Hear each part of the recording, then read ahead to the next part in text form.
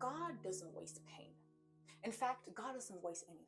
And I know it's hard, the hurt, and while you're going through it, you're just like, why is this happening to me? Why was I molested? Why was I raped? Why was I robbed? Why?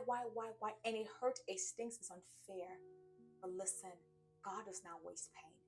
Because the thing about hindsight is there's always 2020. When you step out of that situation, you can look back and say, now I understand why so and so happened.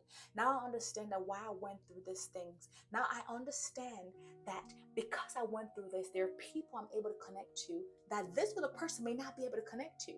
There's a language I'm able to speak and communicate well that this other person, no matter how eloquent they sound, no matter how beautiful they look, will never be able to touch these people's lives.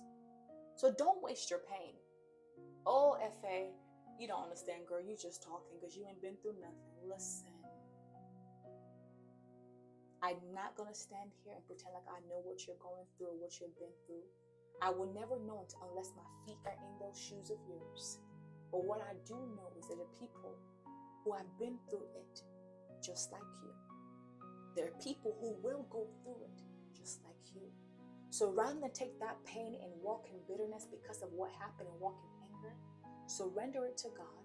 Allow Him to purify whatever it is that needs to be purified and to use it to serve, to use it to help those who are coming behind you, who are looking at you, who are looking towards you, looking up at you. Because guess what? That pain, God is able to use to heal, to deliver, to touch a generation that I will never be able to touch, that Sarah Jakes Robert will never be able to touch, that who should I call? TD Jakes, that Priscilla Shire, that whoever it is that you're hearing that you love and will be able to touch, because you are the one who's meant to touch them. So don't waste your pain. Surrender it to God and allow Him to use it to touch the lives that you are